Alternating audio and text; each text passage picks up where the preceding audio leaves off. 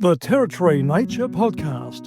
All things nature in Australia's Northern Territory. Join us for the second of 2 episodes on the Savanna Glider, a marsupial of Australia's top end and Kimberley. Later this episode, we'll hear from West Arnhem Land elder Jill Nganjmirra, who recalls having glider for breakfast as a child. But first, let's hear from volunteers a few hundred kilometres south of Darwin about what they get up to with the Katherine Savanna Glider Project. Andy Peart spoke to Thomas Henessay, Samantha Phelan, and Samantha's daughter Asha. The conversation was recorded over Zoom, so please excuse the occasional sound distortion. Tom's fine. That's Mr. Hennessy to you, actually. I'm director of the Katherine Savanna Glider Project, is my official role. Teacher at Katherine High School? I teach science 7 to 10, biology and environmental science at a senior level. And I still am, and also a zoologist. Sam? Veterinarian, work in the environmental advocacy space as well. And Asha, a volunteer with the project. Are you at the same high school as Tom? Yep, I'm in grade 10. And Asha, you are Sam's daughter, have I got that right? Yeah. Tom, can you tell us a bit about the Savanna Glider for the listeners that maybe didn't catch our first episode? Sure. So the Savanna Glider is a small gliding marsupial native to Northern Australia. It's a member of the possum family and is actually a very close relative of the sugar glider, which many Australians are probably very familiar with, in that it's a small possum which has a membrane called a patagium, which extends from its wrists to its ankles, allowing it to glide through woodland areas. Now, we covered this in the first episode with the scientists, but Tom, can you just explain again how they worked out that the Savanna gliders is its own separate species, different from sugar gliders? Yeah, I mean, I only found out when they announced it. So in 2020, a genetic study was done on the sugar gliders' various populations around Australia, and they found that what was collectively called the sugar glider is actually now 3 separate species. There's still the sugar glider, which is found inland east of the Great Dividing Range. Then you've got the crest glider, which is found in southeastern Australia and has been introduced to the island of Tasmania. And then the last one is the Savanna glider, the one about the project is all about. And that's found in northern savanna woodlands across northern Australia, from Queensland through to Northern Territory. And I do believe they are also in the top of Western Australia as well. Tell us a bit more about what this animal's like from your experience. The Savanna glider is quite a quirky sort of a character. So they're very social creatures. They live in large family groups. They tend to have quite a large home range. They can actually travel up to several Ks a night if they really wanted to. Best way I can describe them is just curious. So when you spot one, most of the time they stare back at you with like, what is this thing looking at me with this red light and this torch? And they sort of just watch you, and they sort of make a decision like, is he worth my time, or should I just carry on doing my own thing? They're very, they're quite playful. They also can be a bit territorial as well. But they're a small animal. They can fit in your hand quite comfortably. They're coloured grey, with slight fawn colour to that grey, with a black stripe going down their back from their forehead, with a very pointed nose as well. And they have a very curly sort of bushy tail as well. And when they jump out, it's like watching a flying square, if you will. The wrists and ankles will extend, and they can glide for several meters. One time I saw one at Cutta Caves last year, which is a nature reserve close to Katherine, and he glided across a picnic area in a car park in one jump. And that was fantastic to watch that. It's very rare that people get that opportunity to see them extend their patagium, which is their skin membranes, to do that. But they're very, very agile creatures. They use their tail as a rudder and can actually do a complete U-turn in midair if they felt like something was heading their way. So they're very acrobatic, very agile creatures. They're feisty little buggers. Like they've got serious teeth. They don't mind using them. They're quick and they're feisty, but also they're incredibly cute. So they're a little bit deceptive, to be honest. They're like a little fierce cartoon character, really.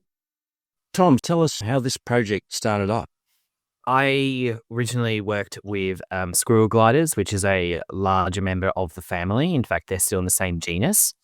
And squirrel gliders are found in the inland regions of Victoria and New South Wales and Queensland along the eastern side of Australia. So my role back then was I was helping coordinate a captive breeding program for squirrel gliders while also helping to manage a nest box project along the Campaspe and Murray rivers of northern Victoria. We actually have 400 nest boxes installed along that section of the river that are being continuously monitored. And so that was my original role. I'm still somewhat involved in that project, albeit from more of a online presence, just due to me moving up to Katherine. And so I came to Katherine 2.5 years ago to teach at Katherine High School. I've been working for about 3 years in conservation, and I just thought I'd give teaching a go after working at a school that had a strong environmental focus, and I was offered the chance to come up here. Ever since then, I've been wanting to do some conservation work on the side. At the end of last year, I finally decided to investigate native arboreal mammals, because that was sort of what I worked with, what I was familiar with. I found out the Savanna glider is actually in decline, rather sadly. Up to 35% of its range they've just disappeared from, which is, very unfortunate.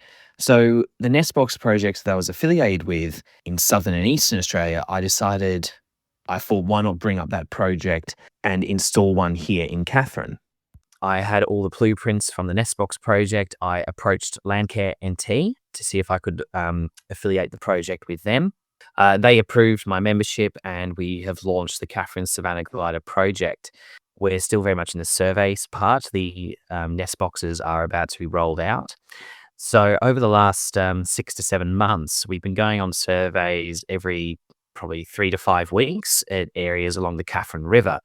The reason I picked the Katherine River is it's one of the last locations left in the region where there's a continual line of vegetation of riparian habitat from the National Park at Nipmaluk, or at the Gorge, and the study area will go all the way down to a place called Crystal Rapids on the western side of Katherine Township.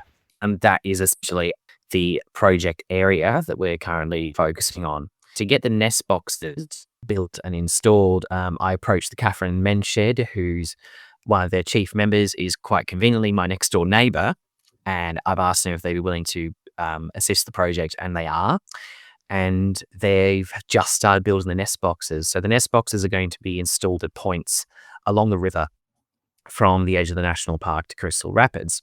I have made 2 boxes I'm hoping are going to be put up in O'Shea Park, which is a public park along the Katherine River. Quite a public space. A lot of people walk there and do their morning exercise and jogging. So I'm hoping to put them along that recreational area, just so people are like, I wonder what that box is.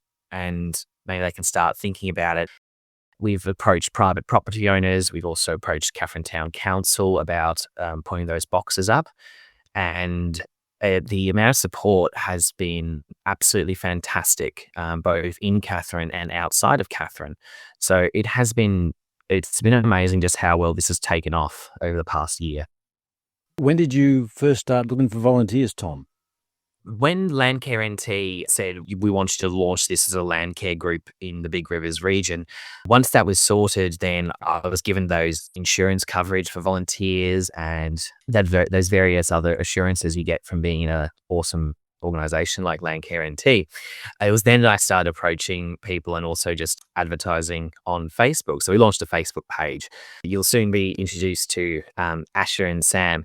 Asha actually asked me last year about working in ecology and zoology as just a student at the high school where I teach. And I remember telling her at the time, the best way to get a job in this sector is to volunteer, build your skills, and just assist where you can. And then next thing I know, she gets her parents involved, and Sam's now also assisted in a couple of surveys. Also, just people in Katherine, like some friends, are like, when are you going on a glider walk? To them, it's sort of become a bit of a Saturday night, Sunday night activity, which has been really cool. And some people just move to Katherine. There's another volunteer, Cassandra. She's lovely. She's studying zoology at the moment, and she's moved to Katherine when she found out the project was being launched, sent an email to me asking if she could join as a volunteer. And I said, absolutely. So we have pretty much about a dozen volunteers who are pretty, active and will come if we organise a survey. It's just been fantastic. Tom, how often do you take people out on these Savanna Glider walks? And they're at night, I guess. The walks are done at night. We usually start off at 7:30 p.m. at night, just after the sun's gone down. Usually it goes for about an hour, sometimes an hour and a half. We did have to do a 2-hour survey. We were lucky. That was actually quite funny. We were like, okay, had enough, time to go to bed. And we're walking back, and then I literally just went, hold it, held up a torch, and there was one literally just on a tree branch. And so we were about 50 meters from the car, like literally just about to call it a night, and there one was. We try to aim for every 3 weeks we'll go out. I technically went on one last week. I took my Year 12 environmental studies class to Mambaloo Homestead along the Katherine River as part of their final report and assessment. And the Savanna glider was not a target. We were actually looking for the northern quoll and a few other species as well. But anyway, we're walking along, and then one of my students goes, "Oh, sir, isn't that one of those possums you're always talking about?" And we're literally 2 meters above our head, there's a Savanna glider, like just feeding on a leaf. And I'm just like, unbelievable. I go out looking for these guys targeted, and I might be lucky to see one every now and again. And there's one literally 2 meters above our head. And the Savanna glider is a very social animal. So I quickly told all my students, like, everyone be on lookout. Where you see one, there's always going to be another one lurking around as well. They can live in pretty large colonies. And so, he was there, and the students were just like, he's so cute. We just, switched immediately to red light so we could watch him without disturbing him. He's just sat there just nibbling away. So they feed on nectar, blossom, tree sap, and the occasional insect if they can get their hands on it. It was just really, really cool to watch. How many people would you take on one of these walks?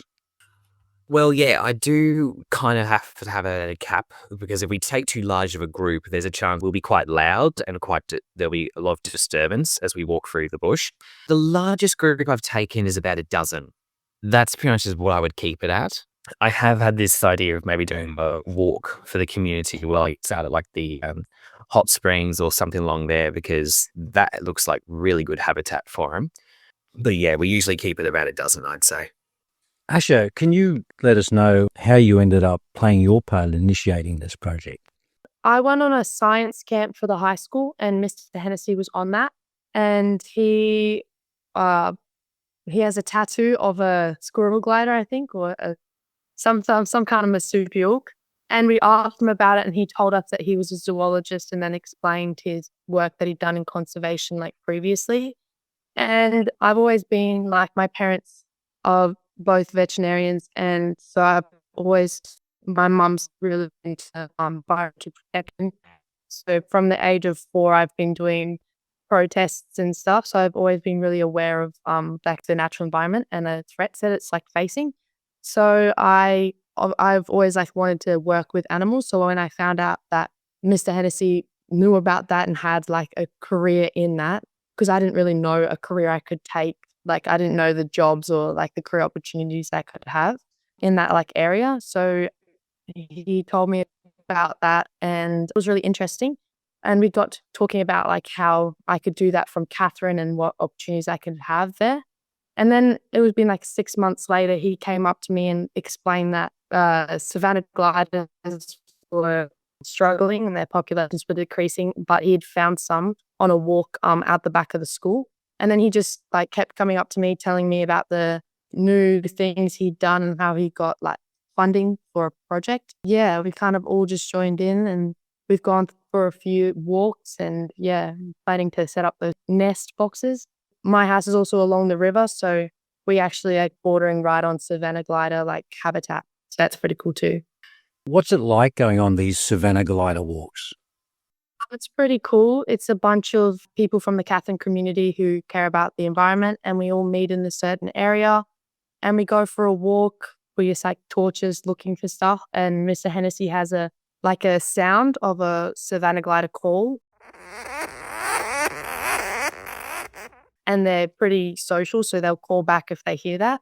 We'll listen, see if we get a call back, and then we just walk, have a look through the trees, look for any signs that they've been there. Bite marks on the trees from when there's low food. They feed off the sap from the white gums, I think. White, is it that right, Miss Hennessy? Yeah, that's right. Okay. Yeah, the signs, like the trees they like is like the wattle. So you look around there. It's pretty cool.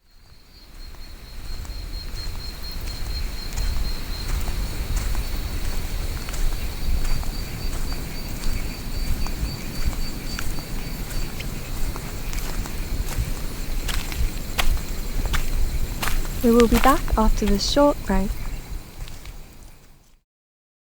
This podcast is brought to you by Flesh Free Fabrications.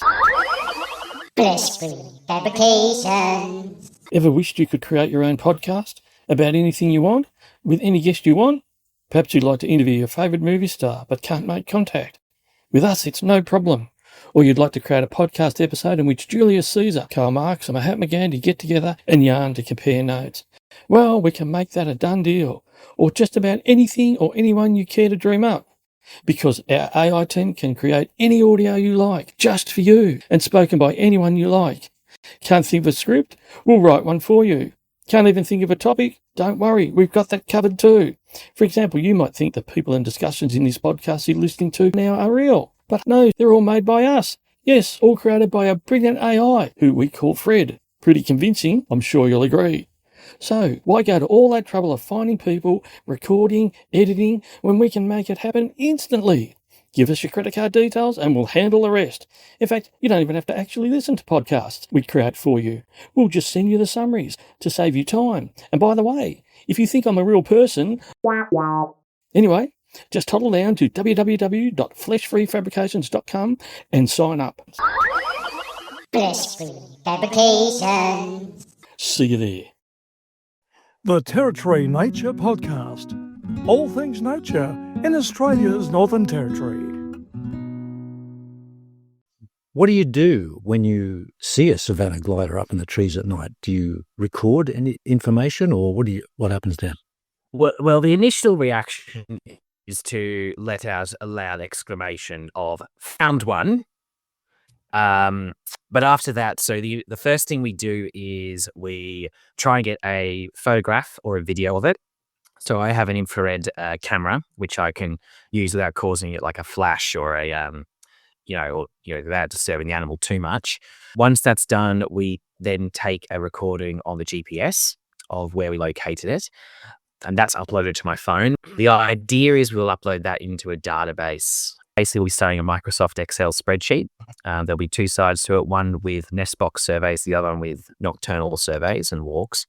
At the end of every month, we upload what data we found to those CIS and science websites such as iNaturalist, which in turn feeds into the Atlas of Living Australia, where you could just go online, just look up a species and see where they've recently been seen or located in your region. We'll also send that information on to any scientists or researchers who are active in glider conservation. Making overtures to Charles Darwin University, letting them know that we have access to this data if a researcher is to come along and is doing a targeted study on the Savannah glider or just native marsupials along the Katherine River. We're hoping our data can assist them in that process. Tom, so you've been taking volunteers on these nighttime surveys, but you were mentioning that there's the next stage is setting up the boxes. Tell us a bit more about that and what they are. Yeah, of course. So Savannah gliders are dependent on hollow-bearing trees. They don't build nests like some other possums do. They actually require a hollow within a tree in order to sleep throughout the day, raise their young. What we've noticed is that land clearing has increased in the NT. Fire regimes as well have started to be altered. So the purpose of the nest boxes are to produce a alternative nesting site for them. So they're made out of plywood, untreated, with just water-based paint to give them some protection from the elements. You hang them about 10 meters off the ground on a tree with a sturdy trunk. What they do is they just give an alternative to their nesting sites. Savannah gliders don't actually have a fixed site, I believe. They're larger relative to the squirrel glider, I know for a fact, can have up to 17 different hollows in their territory for a single colony. The purpose of the nest boxes are to provide an alternative to when those nesting hollows become low in number. They're pretty sizable. These ones are designed for sugar gliders and squirrel gliders down in southern Australia, so I believe the design should be appropriate for the Savannah glider. They have a single entrance, and inside it, their first thing is a baffle, which is sort of like this wooden barrier that only a mammal like a Savannah glider can actually navigate through. So this prevents other animals like birds from colonizing the nest box and using it. Like these boxes are for a targeted species, the Savannah glider. We put an order in for about 30, and they're going to be installed at various private properties along the river. I've already had a few people sign up saying they want their backyard to host a nest box.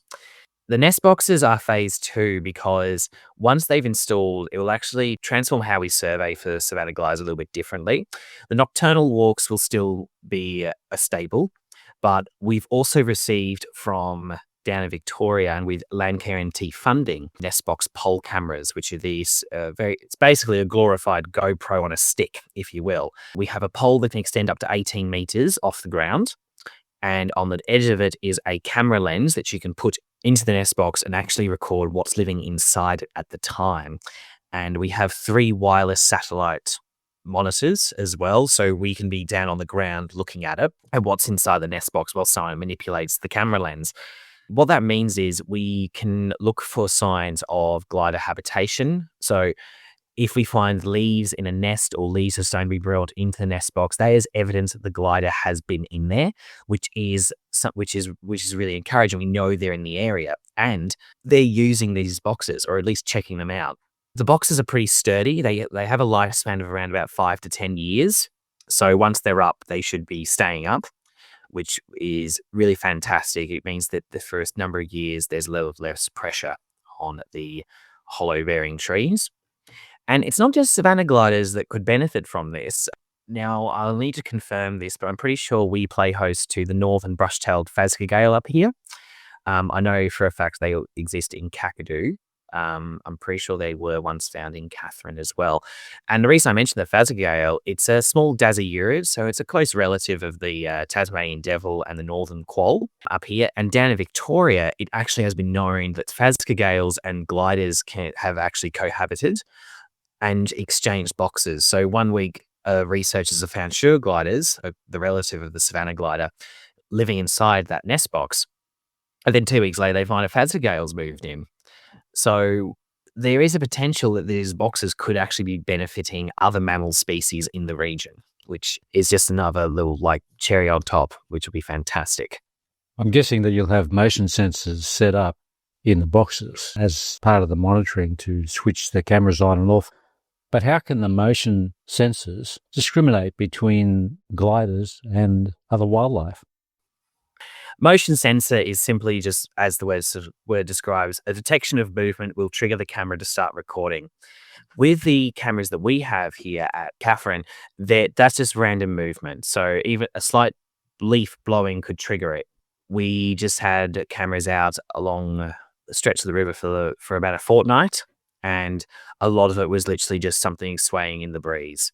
Motion sensors can become targeted over time. There's a special laser system used by Arid Recovery, which is a conservation property down in South Australia, and they're doing a lot of work again trying to combat feral cats.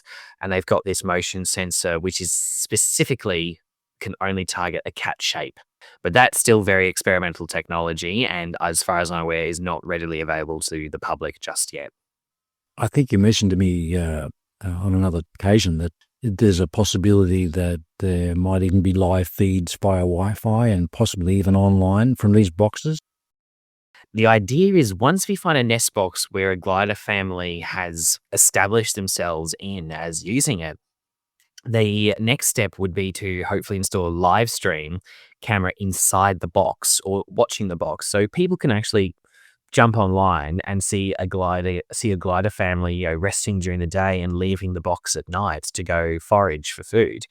I think that'd be really exciting. And being able to Google Katherine Savanna Glider, and you get taken to this website and you just see on the screen parents looking after young gliders, squabbling and playing in the nest box during the day.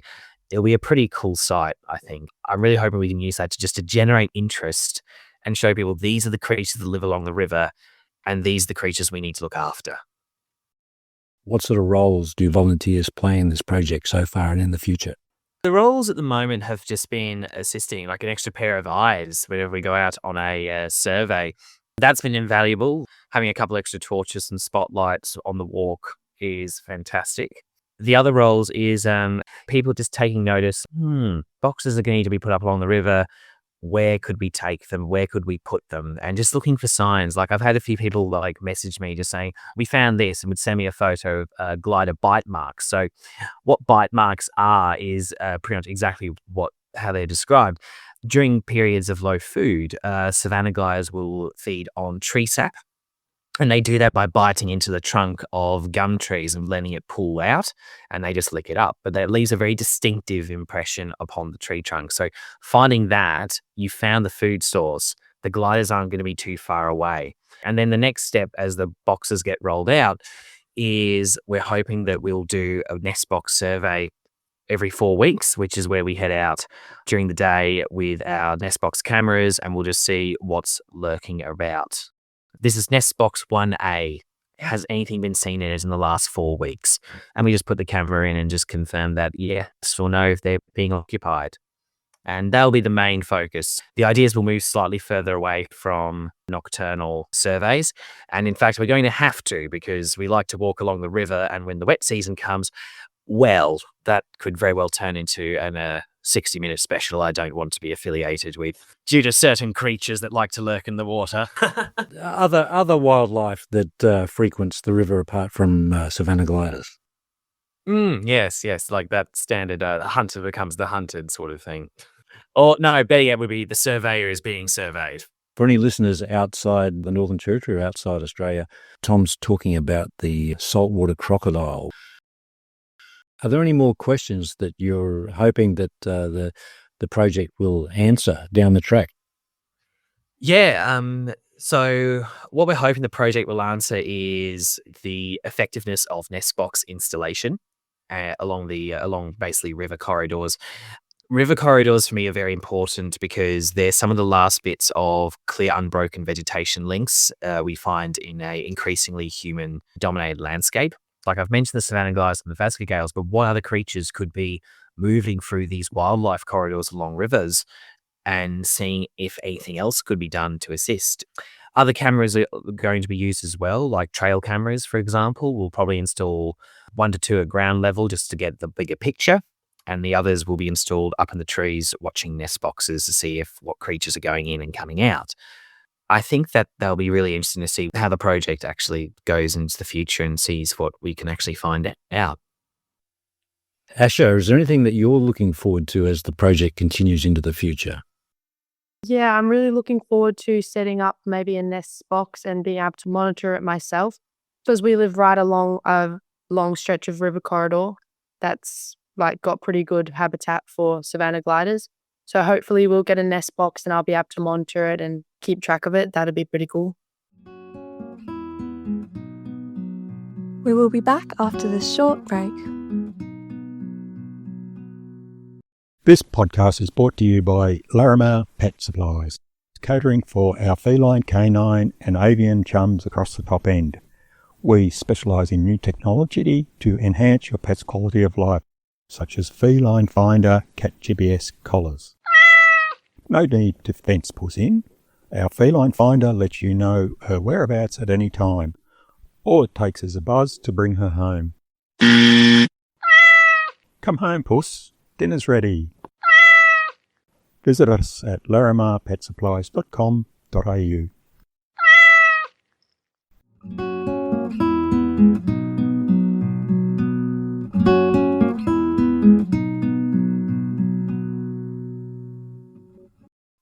Sam, you're a volunteer, but you're also a veterinarian, so you got maybe a broader or deeper perspective into these animals than some other volunteers. So can you tell us what it's been like for you so far? Yeah, it's a really interesting project and it's a really valuable project. Look, back in the 90s, I was a veterinarian in a practice that neighboured a huge land clearing operation on the central coast of New South Wales. And for the next probably 8 weeks, we saw feather gliders being brought in after cat attack. And it was as a result of the land clearing and destruction of habitats. Feathertails are sort of a similar little creature. So I've always watched land clearing and wondered what's going down. In every vet clinic you work in, you get brought a lot of injured wildlife from habitat destruction. So for me, I think anything that encourages the population, the local community to recognise the beauty of what we have around us and who's actually living in our bush is really, really valuable. And with the land clearing that's predicted in the Northern Territory, as a member of Protect Big Rivers, I've written a lot of submissions about land clearing, and the use of the iNaturalist sites and those citizen science sites is really, really important because there's not much data in a lot of places that is a true representation of the flora and fauna in the region. So to have the ability to look on iNaturalist where somebody's planning, in the Northern Territory, you can clear up to 5,000 hectares of riverine habitat without needing to do an environmental impact survey. It's just self-reporting by the proponent for the land clearing. So it's really important that we have these small marsupials and anything else listed on these sites so that they become data that we can use to suggest that extensive land clearing may be seriously damaging vulnerable species.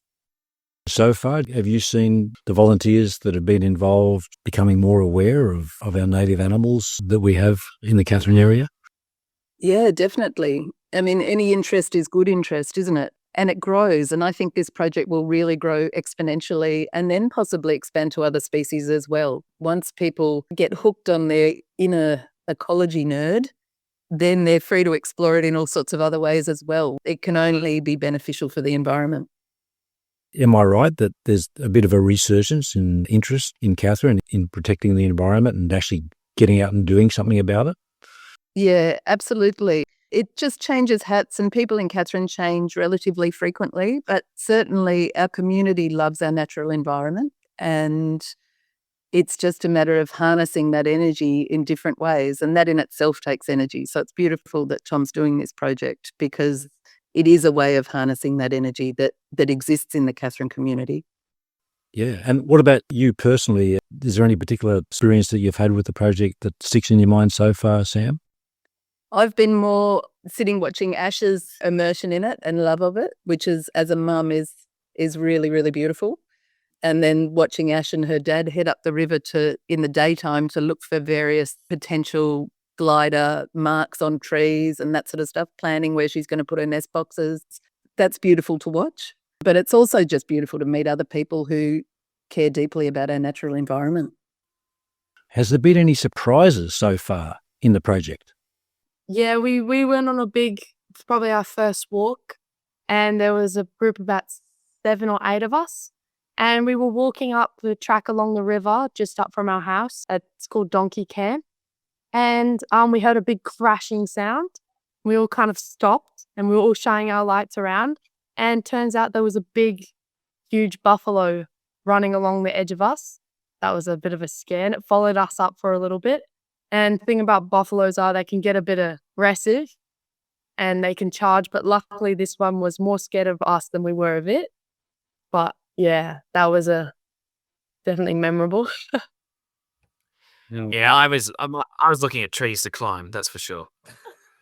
Apart from buffalo, what other animals have you seen on those night surveys? We did mention the saltwater crocodiles.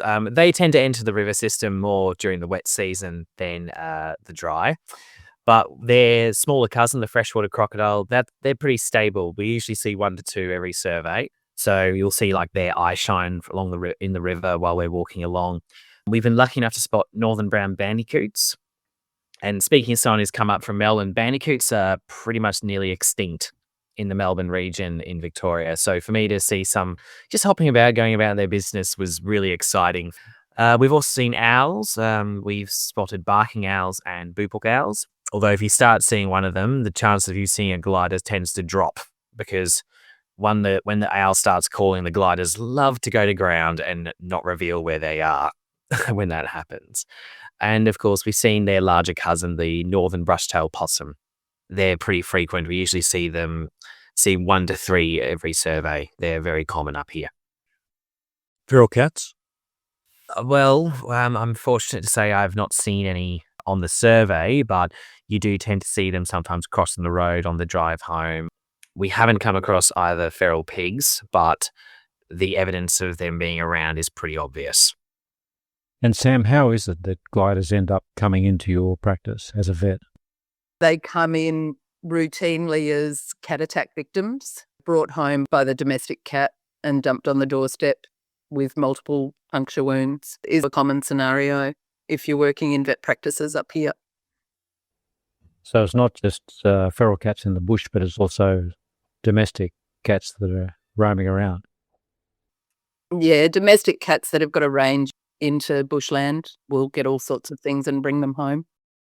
Tom, you mentioned that there's some supporters within the Katherine community for this project. Which organisations or businesses have lent a hand so far?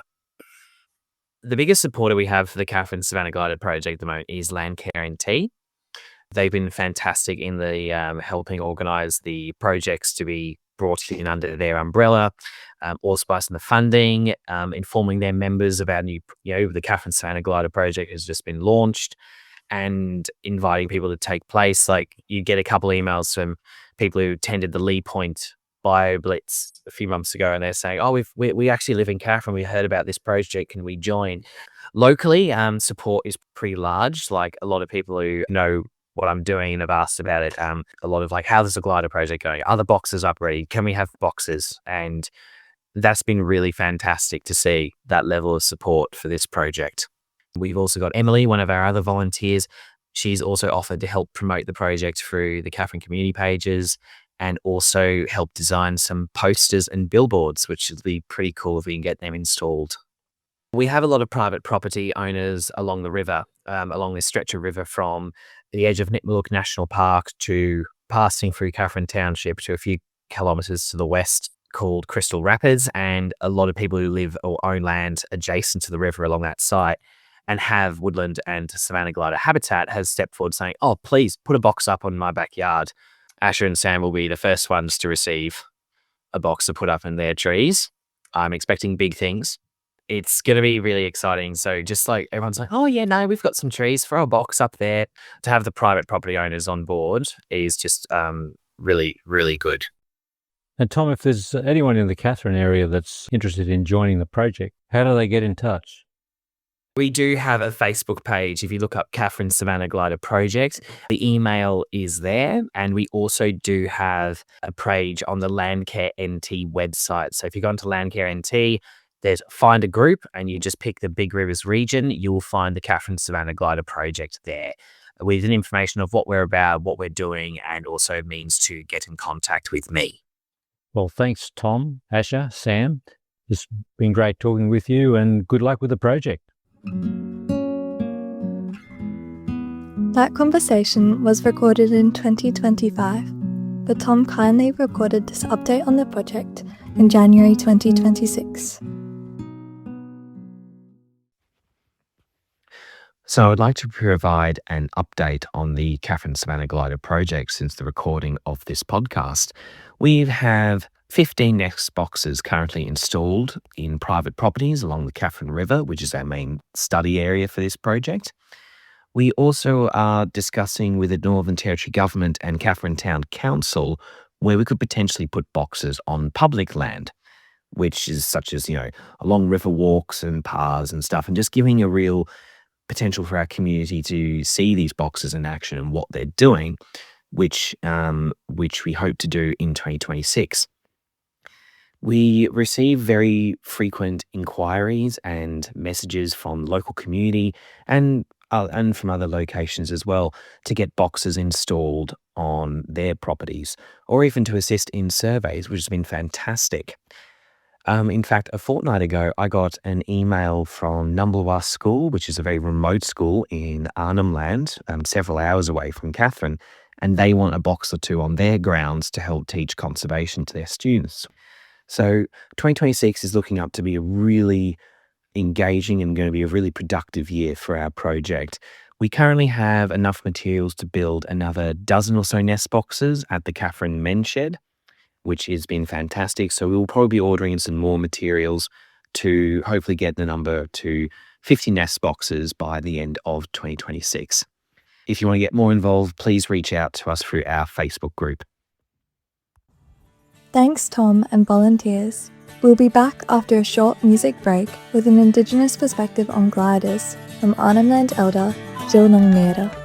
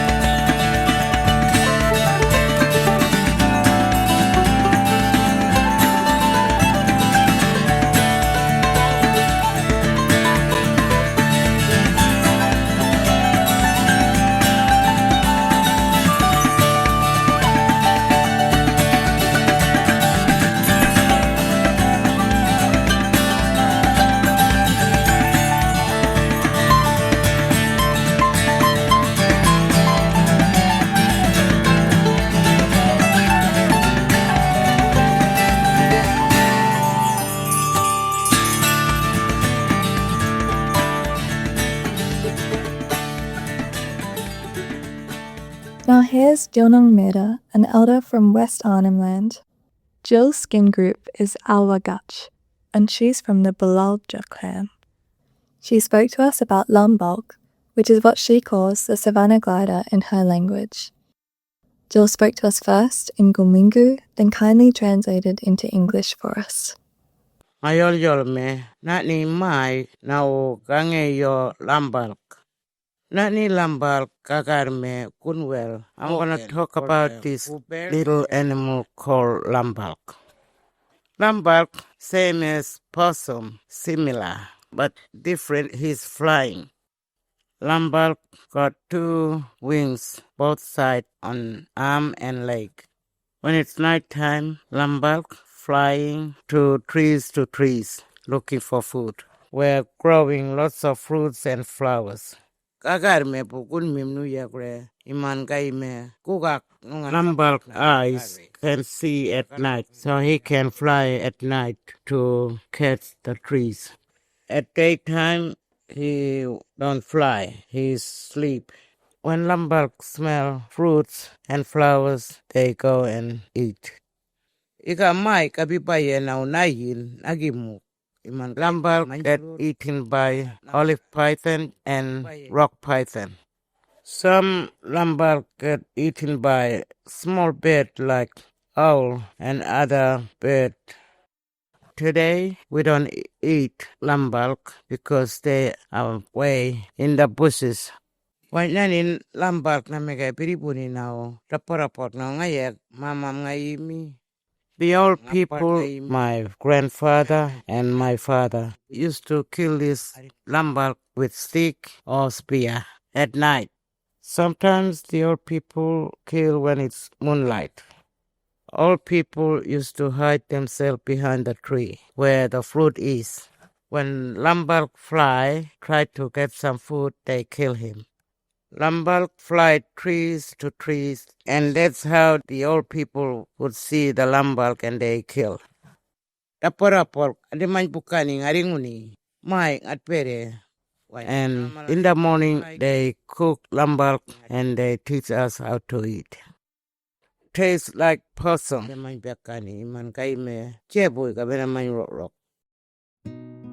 Thanks, Jill. We hope you enjoyed this part 2 of our feature on Savanna gliders. If you didn't catch part 1, when we heard from scientists Alison and Tegan about their research with Savanna gliders, you can find the link in the text notes for this episode. Also in the episode notes, there are links to the Katherine Savanna Glider Project and to Jill talking about gliders in her original Gunringu. There's a link to audio of the sounds made by Savanna Gliders, courtesy of Wildcat Incorporated NT, and some information about how to build nesting boxes for these cute top-end animals. Tom mentioned the Lee Point BioBlitz in Darwin. He was referring to the Friends of Casuarina Coastal Reserve's BioBlitz, and we've put a link to that in our online notes if you'd like to find out more. Sam mentioned the contentious issue of land clearing in the Northern Territory, and we've added a link to an article in the conversation about it. We hope to explore different perspectives on land clearing in a later episode. In the notes, you'll see our contact email address, which is territorynaturepodcast@gmail.com, just in case you'd like to suggest topics for future episodes or give us feedback about this one. This podcast is run on a shoestring budget by volunteers, so you might consider lending a hand, whether it's helping us with research, interviewing, audio editing, or promotions. Any tax-deductible donations are always welcome to cover some of our costs. Thanks to Michael Honam for the signature music, Andy Ralph for his voice, Helen Pereira and Mario Fagian for advice, as well as Lanka NT for administrative support, Ethical Adventure Tours for financial help, Bining Gunmok, Regional Language and Cultural Centre, for assistance with Gumwingu language translation, and to our review panel for taking time to check this episode for any errors. We also acknowledge Indigenous traditional owners across the whole of Australia's north. I'm Michaela Caldwell, thanks for listening. We'll leave you with more of that instrumental music we played earlier, performed by Greg Waddell on guitar, Corey Romeo on mandolin, Kat Beaton on fiddle, Shell Meehan on flute, and Phil Devine on percussion, from Greg's album Eclectic Journey. They call this piece Dandenong Station.